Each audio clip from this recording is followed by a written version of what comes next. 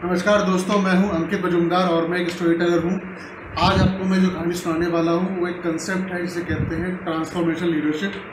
और transformation leadership के ऊपर बताऊंगा। जो कहानी है वो एक सीईओ की है जिनका नाम है ली इयाकोका, जो कि क्रिस्लर कंपनी के सीईओ एंड चेयरमैन थे और 2019 में उनकी डेथ हो गई थी।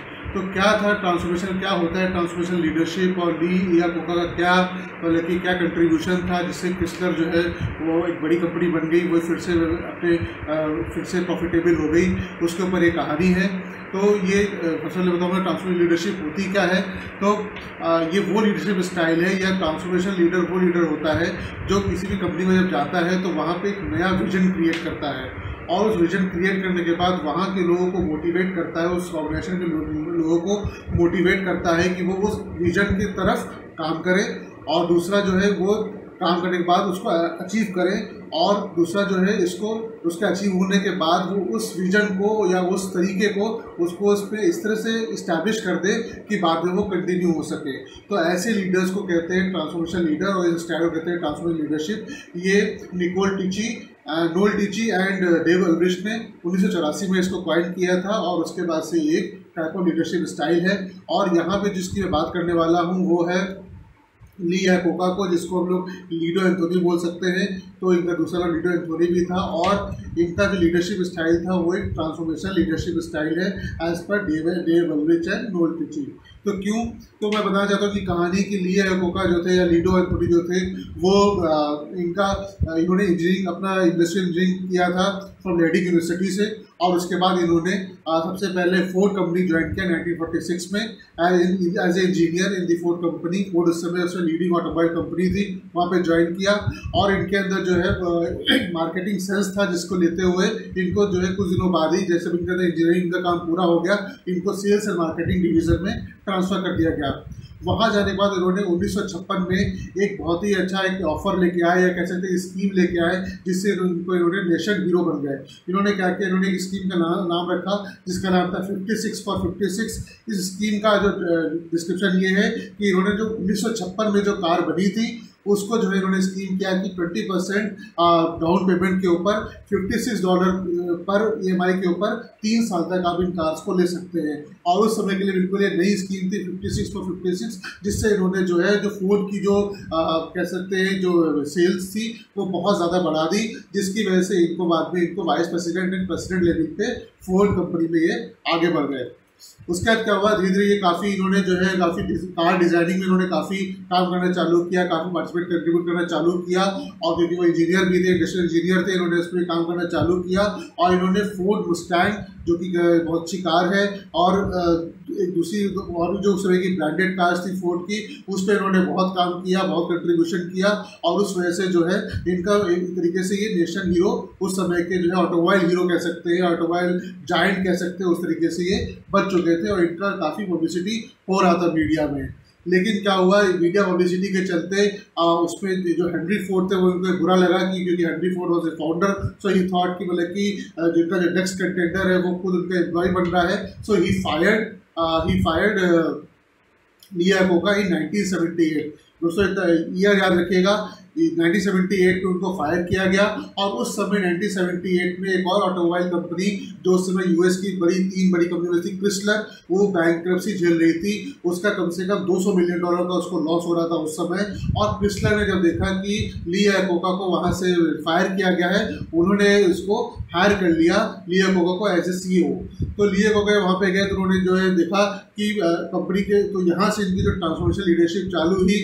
व्हाट ही डिड कि उन्होंने सबसे पहले जो है उन्होंने देखा कि क्या इनकी कम्पिटिटिव मार्केट कैसे है। तो देखा कि उस समय GM मोटर्स और आपका जापानीज का टोयोटा ये सब जो है मार्केट लीडर्स थे। और उस समय क्रिस्लर जो है वो बैंकरप्सी जा रही थी, तो सबसे पहले की जरूरत थी, इनके पास फंड्स नहीं थे। So what he did, he convince the government to give them loan guarantee. तो लोन गारंटी बेसिस पे उनको पैसा आ गया।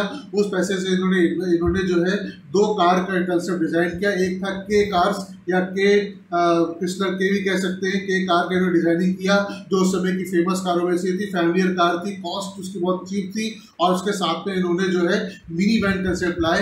ये मिनी मिनीमैन कंसेप्ट जो है वो फोर्ड ने रिजेक्ट कर दिया था। फोर्ड ने इसको रिजेक्ट कर दिया था, वो मिनीमैन कंसेप्ट को वो यहाँ पे लेके आए, उन्होंने क्रिस्लर पे लेके आए। और उन्होंने उस समय क्या हुआ कि उसी समय फोर्ड में से जो डिज़ाइनर था, कार डिज़ाइनर था, उसको भी उन्होंने फायर कर दिया। तो राइट रिक्रूटमेंट के चलते इन्होंने क्या किया, उस फोर्ड डिज़ाइनर को जो पुराना उनका एम्प्लॉय था उसको इन्होंने क्रिस्लर में हायर कर लिया, और इन दोनों ने मिलकर वो जो उनका जो पुराना कंसेप्ट था मिनी वैन का, उन्होंने क्रिस्लर में ले आए और क्रिस्लर ने उसको एक्सेप्ट कर लिया। क्रिस्लर बोर्ड के एक्सेप्ट करने के बाद ये मिनी वैन कंसेप्ट और के कार ने धूम मचा दी, और 1978 से लेकर 1991 तक ये के कार, ये दोनों चीज़ें 25 साल तक ये चलता रहा। क्यों? क्योंकि वो लोन गारंटी एक तो था, दूसरा था कि इनको जो है ये क्योंकि मार्केटिंग वाले बंदे थे, तो इन्होंने देखा कि उस समय ऑटोमोबाइल सेक्टर में कोई ऐसा हालांकि कोई ऐसा फेस नहीं था। सो व्हाट ही डिड, इन्होंने इस चीज़ का फ़ायदा उठाया और ये खुद इनके कार के कमर्शियल्स में आने लगे, और इन्होंने टेलीविज़न का फ़ायदा उठाया, और उस समय इन्होंने काफ़ी इसका पब्लिसिटी किया और काफ़ी ब्रांड उसके अपने ही तरफ से उसके ब्रांड किए, जिसकी वजह से इनकी यूएस में इनकी सेल्स बढ़ गई। तो दोस्तों उसके बाद जो है इन्होंने काफ़ी ये सब करते हुए इन्होंने डायबिटीज़ के लिए काफ़ी फिलैंथ्रोपिक एक्टिविटीज़ करी, काफ़ी CSR एक्टिविटीज़ करी, और ये सब करते हुए क्रिस्लर जो है वो अपना 1978 से 1991 तक क्रिस्लर एक एक्सपोनेंशियल ग्रोथ की तरफ बढ़ गया, और 1991 में ही retired from the post of CEO and chairman. तो क्या ऐसा किया, बोले कि क्यों इस तरीके से हुआ कि ये इतनी जल्दी राइज कर गए, या इन्होंने क्रिस्लर को एक बैंकरप्सी से प्रॉफिट में लेके आए, तो इन्होंने ट्रांसफॉर्म तो किया, ये हो गया ट्रांसफॉर्मेशन ऑर्गेनाइजेशन, लेकिन एज ए लीडर लोगों के लिए क्या किया इन्होंने, so he believed in the concept of people. So उन्होंने जो है सबसे पहले एम्प्लॉय के जो उनके जो एम्प्लॉयज थे क्रिस्लर के, उसके मोरल को अप करने के लिए काम किया, और जो विजन था उन्होंने बोला कि भाई विजन कैसे क्रिएट करना है, हमको जो है इस कंपनी को आगे लेके जाना है। तो वो विजन क्रिएट करने के लिए इन्होंने काफ़ी इनोवेशन वाले काम किए उसमें। जैसे कि उन्होंने क्या किया कि जो कार का जो फ्रंट व्हील था और जो इंजन से बड़े थे उन्होंने उसको छोटा किया, जिसकी वजह से कार की कॉस्ट कम हो गई।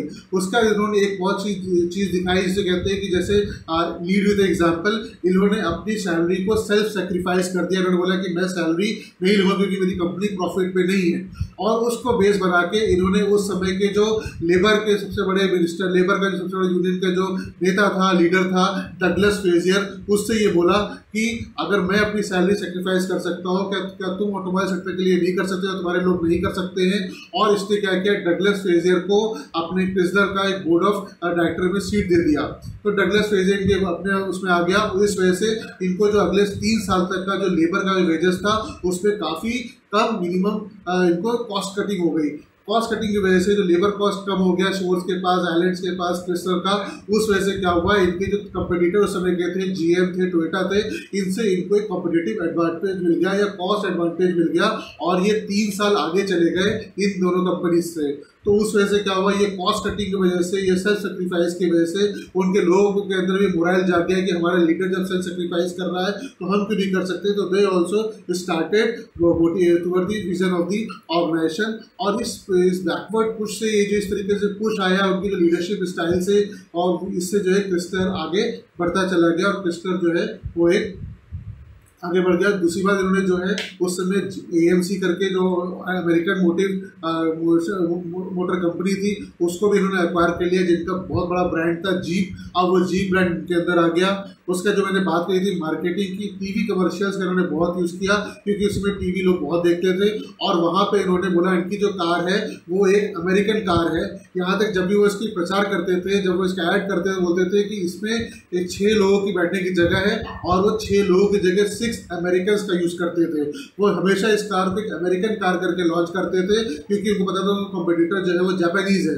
तो इसकी वजह से क्या हुआ कि इस कार को वहाँ के लोगों ने एज ए नेशन कार की तरह ले लिया, कंपनी को ऐसे नेशनल कंपनी की तरह ले लिया, और फिर उस वजह से क्रिस्लर का जो है वो ब्रांड एम्बेसडर बढ़ गए। तो इस ये जो चीज़ें थी, जिस तरीके से जो है जो क्रिस्लर आगे बढ़ी, और जिस तरीके से जो है वो एक अमेरिकन कंपनी, अमेरिकन जो ब्रांड नेम लेके आगे बढ़ा, उस वजह से क्रिस्लर का जो है जो एक्सपोनेंशियल ग्रोथ हुआ।